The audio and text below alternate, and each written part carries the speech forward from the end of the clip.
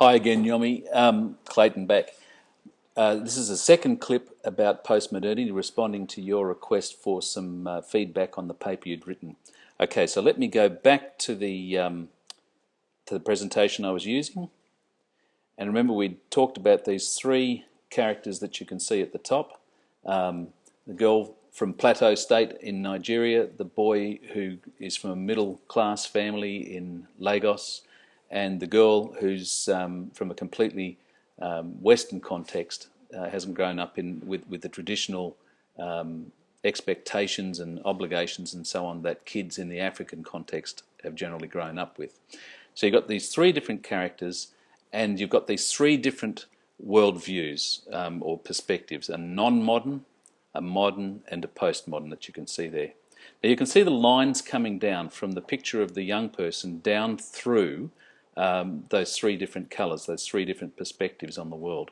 And this is perhaps the second point I'm wanting to make, is that depending on where a young person comes from, but depending on their background, they're going to be straddling different perspectives.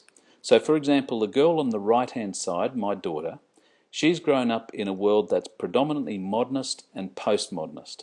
So she has to navigate a world that influences that are coming from a modernist perspective and influences that are coming from a postmodernist perspective. She will also sometimes be very modernist in her thinking and very postmodernist in her thinking. So for example, she might seem to be quite postmodern in her attitudes most of the time, but suddenly along will come an issue such as the environment, and that we need to look after the environment, for example, that society needs to do a better job and governments need to do a better job of looking after the environment, because if they don't, the world will self-destruct. Now, she can switch very quickly from a very postmodern mindset to a very modernist one when she's talking about something like the environment, because when she's talking about something like the environment, she'll suddenly start quoting statistics and very scientific-based data and information to back up her argument. And that's a very modernist way of dealing with an issue. And I often see this, particularly with issues such as the environment. People who seem to be quite postmodern suddenly become modernists to back up their argument. And that's a very normal thing. I oscillate backwards and forwards between modernity and postmodern perspectives myself. Now the boy in the middle from Lagos, he's living in a world that's probably the most complicated, because he has non-modernist traditional expectations from his family, particularly from probably grandparents and so on, maybe uncles and aunts, who expect him to behave and perform things that he needs to do from a very traditional perspective, a non-modern perspective.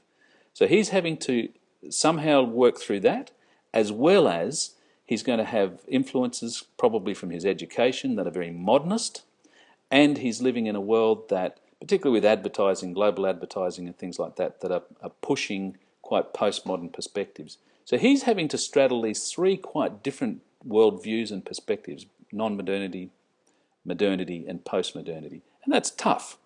The girl on the left, because she's coming from a much more traditional background, the non-modernist traditional influences will be much stronger for her.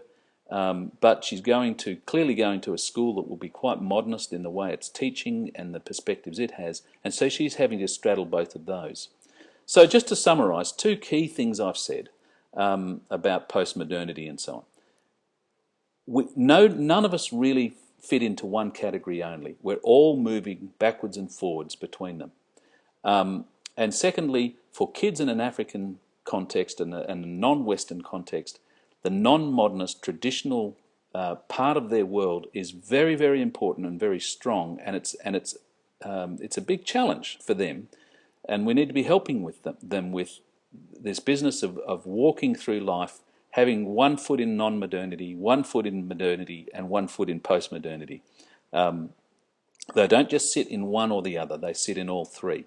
So I just encourage you to take those ideas away, think about them a bit more, see how they might apply to the work you've already done, and looking forward to talking to you more about it in due course. I hope things go well with your presentation. See you.